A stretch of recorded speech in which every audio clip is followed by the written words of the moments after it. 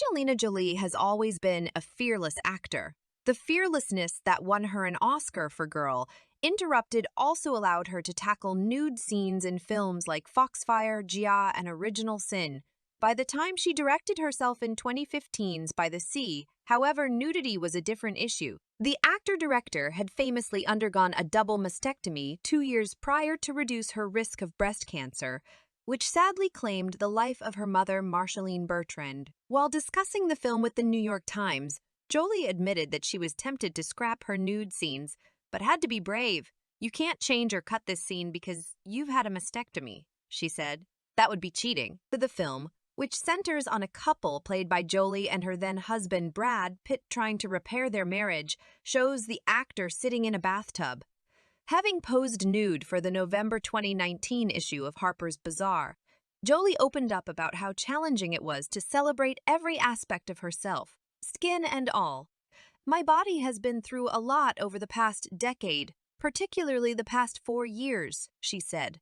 "And I have both the visible and invisible scars to show for it." Chris Pine has commanded the Starship Enterprise in the future and helped Wonder Woman save the world in the past, but he had his first nude scene in the Netflix original film Outlaw King.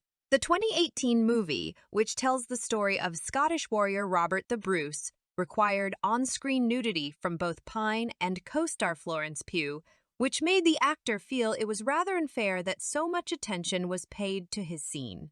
Florence shows her entire body in this film and no one is talking about that. Pine told the Mirror, "Is Florence expected to do that because she is a woman, and I'm not expected to do that because I'm a man?" He took this notion even further when he spoke to E! News in 2018, asking, "Why aren't men expected to do it? Why haven't men done it before? Does it show vulnerability?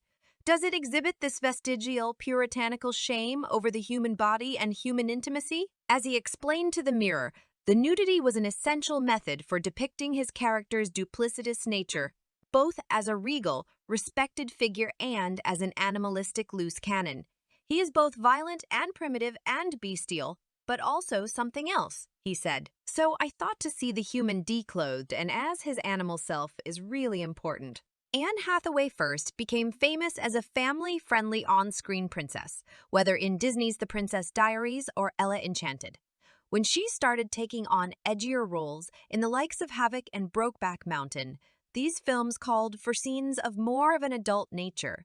The 2010 romantic comedy Love and Other Drugs, for example, shows every aspect of an adult relationship. So when Hathaway had to film sex scenes with co-star Jake Gyllenhaal, she didn't consider it a big deal, telling MTV News, "It's really such a small part of the film."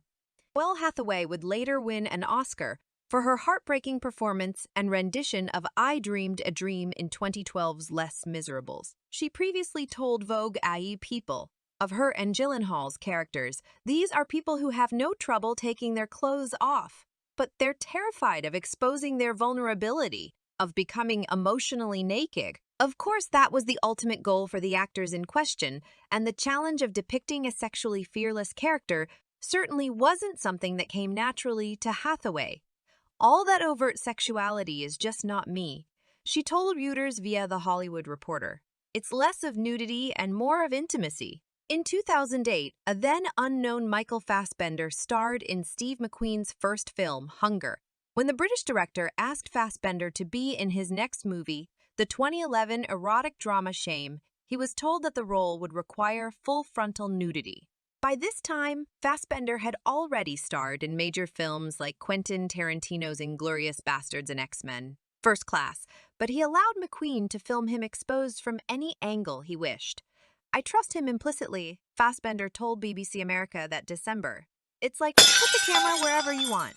I don't care." It's not that the actor didn't have any inhibitions about playing a man experiencing sex addiction and shame. As he later told The Guardian, "I was self-conscious, for sure, but it was something I had to get over very quickly. I had to be on the ball and not thinking about those things." It's also worth noting that he did tell backstage around that time that the press shouldn't make such a big deal about it.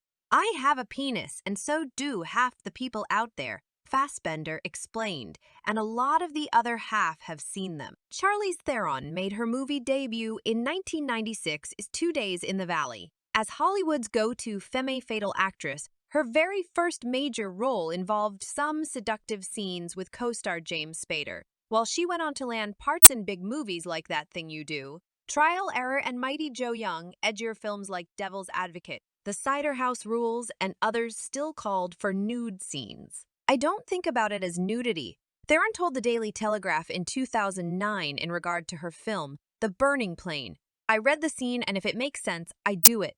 I treat it the same way as I would any other scene." She later expressed her preference for side nudity, quipping to MTV in 2012, "I need an angle. I like angular nudity." That same year, the Oscar winner told W Magazine via I don't have issues being naked.